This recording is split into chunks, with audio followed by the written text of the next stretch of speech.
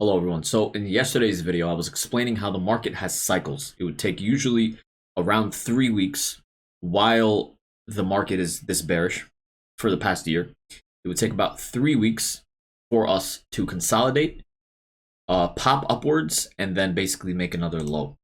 So that's happened multiple times throughout this year so far. So we are currently at a similar point in time here. All right. So in today's video, I'm going to explain what the next steps are for the market, in my opinion, why I'm bullish on calls for 2 weeks out, but overall, it does not really seem that plausible that we should continue up higher, right? Overall, I see a very dramatic fall soon, but immediately we're playing calls overnight. So let's see how that plays out. I'm going to explain my thought process for everything. We're going to take a look at the large tech stocks, the ETFs, the IWM, the NASDAQ, the SPY, and the VIX. All right. So today's video might be a bit shorter. So I hope you guys enjoy it. Please make sure to subscribe, comment, like. It really helps. And yeah, let's get started with the video.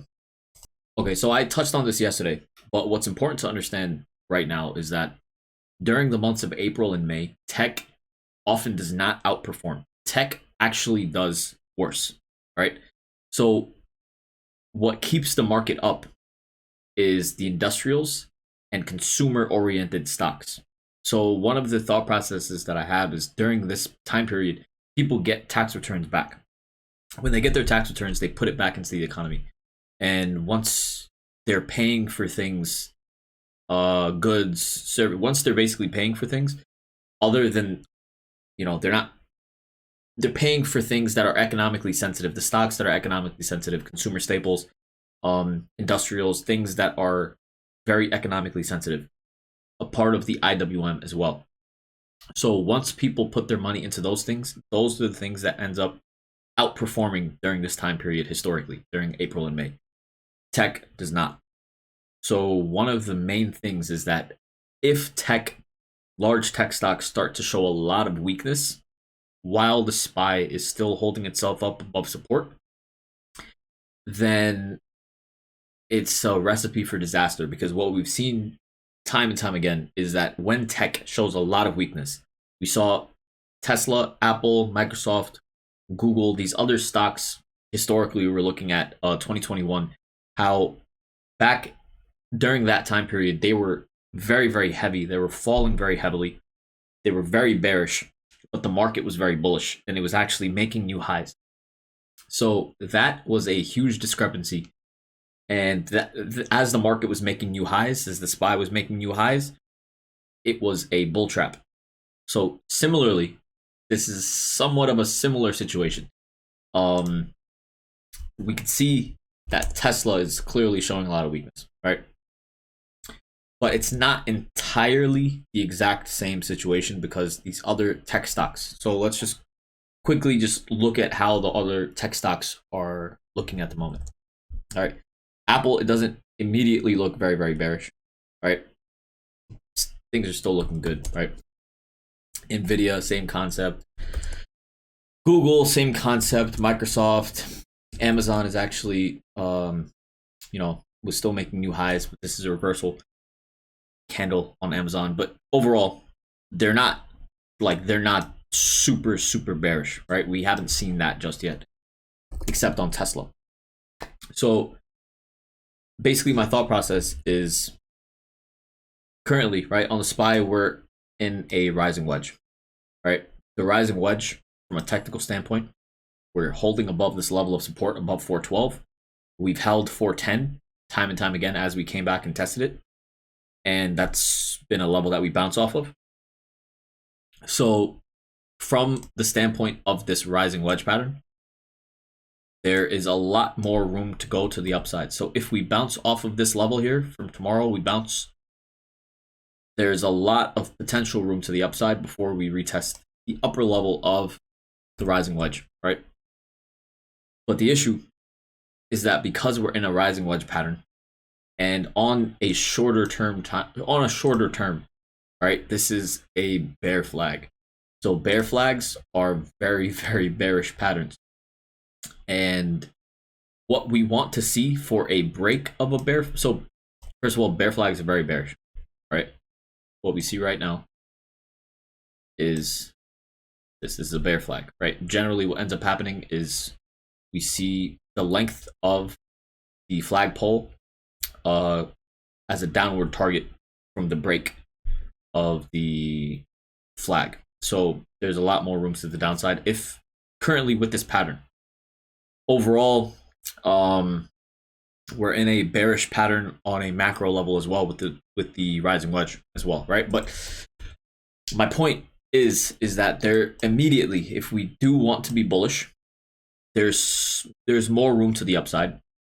I don't think there's enough people. I don't think there's enough. I think it's very easy to be bearish right now, and that there isn't enough. I feel like they want to make it more bullish because the safer trade that everyone is trying to basically look at is to be short. And generally, I don't think that usually plays out. What I want to see instead is I want to see them try to make a bullish push up to 413, 415, up over here, right, and fail this level. That's when it would be a better opportunity to go short. But closer to this level of support, didn't really want to go short. But in general, one of the safest trades, literally I think one of the safest trades, is getting at the money puts for 3 to 4 months out. And because I think that the market should end up falling dramatically back down to at least like 400 within 3 to 4 months. Even if in the first week or two of May we are still bullish and things are still going up, those would just be other opportunities to get longer term puts. But immediately we're long because this level of support is holding. And similarly, basically, the cycles of how long it would take for these moves to play out has been about like 3 weeks, right? And from here, 3 weeks would take us out a few more days. It's only been about 2 weeks, so there's still a week left. So during this next week, we could end up having a push to the upside because there could be an earnings run up. So there could be a run up into earnings, as we see that there's a lot of tech stocks that have earnings this week. And generally, when there's important earnings for large tech stocks, generally what ends up happening is the price shoots up prior to earnings. And then once the earning date happens, then it either has a big move down or a big move up. But generally what ends up happening is price moves upwards into the earnings date. So we have multiple stocks, multiple large tech stocks that are having earnings. So that is another reason why I think during this week, we could be bullish. Tomorrow we could also be bullish heading into the close. But regardless, that's my thought process for the next few weeks. It's going to be kind of difficult to see for sure, right? We have to see how this week ends with all of the different earnings. But in terms of day trading, we're catching all of the moves and it's going well regardless anyway. There is opportunity every single day in terms of scalping, so that's not really the difficult part. Currently, the difficult part is figuring out how much more room there is to the upside and then timing the top. So that's the predicament that we're in currently, and it's a good problem to have. So with that being said, literally everything is just screaming bearishness. We're continuing to fail at levels of resistance, but we're holding support, right? It makes sense to try to go short. Honestly, everything, right? If we end up making another leg up, then once we make a leg up, then that's a really good opportunity to go short even more, because that's a false breakout to the upside, in my opinion. That would be what ends up happening. And then similar to the IWM. The IWM, same concept. We're failing at levels of resistance, but the more you fail at a level of resistance like this, the more easy it is to end up just being short with a tight stop. And if we end up making another high above 180, so to 185, 186, that would be another area to go short. And then once again, similar on the SPY, right? If we end up breaking above this high and we see like 420 over here, right? That would be another opportunity to go short as well. So just in general, like longer term, it makes sense to get long-term puts, in my opinion. But in the short term, we're trying to catch as many moves as we can. But in terms of overnight swings, but it just looks so easy to just buy long-term puts and just wait, to be honest. But yeah, it's what we do here. We try to catch every move that we can. All right. So I hope this made some sense. Oh, we have to take a look at the VIX as well, but the VIX is not really like yeah, so I put the Bollinger Bands on the VIX. All right, so we broke out of the falling wedge on the VIX, right? But we dropped down below $17 again today, and then we can see that the lower level of the Bollinger Band is moving upwards, which generally means okay. So you see how this lower level of the Bollinger Band is going higher, right? That generally means that the VIX will not have as much room to fall down. And we know that the VIX has an inverse relationship to the market. So if the VIX is going down, that means that the market is going up.